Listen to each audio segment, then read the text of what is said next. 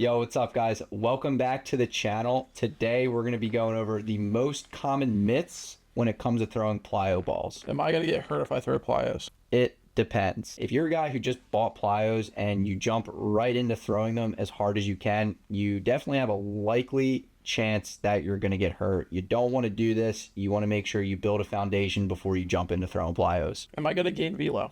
It depends. You might gain velo, you might not. It all really depends on how you use them. If you're throwing plyos at a high intensity the right way with the right program, then you probably will gain velo. But if you throw plyos really low intensity and soft, you're probably not going to throw any harder. So if you just go through the motions, you're not going to gain anything. If you just go through the motions when throwing plyos, you're not going to gain velo. Only way to gain velo is by throwing plyos. That is completely 100% false. Throwing plyos is not the only way to gain velo. There's a million different ways to do it. Plyos are kind of just the icing on the cake. They can work. They also might not work. It's up for you to decide and to try out yourself. All MLB players use them. This is 100% false. And because of this myth is the reason why so many kids are buying plyos. And again, plyos are not a bad thing, but not all MLB pitchers use them. I don't want to say that plyos are a bad thing because they're really not. It does depend on what you're using them for, but there's a lot of people who demonize them.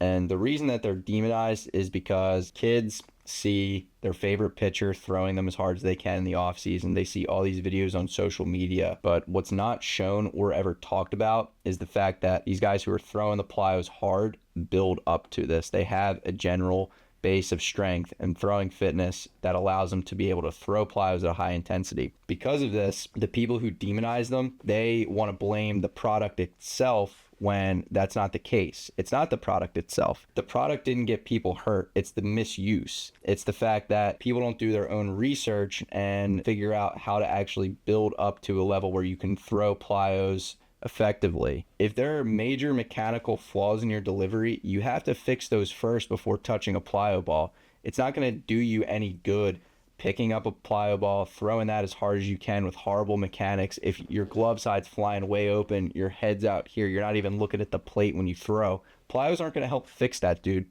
You have to be able to have good mechanics, sound, efficient mechanics before throwing plyos.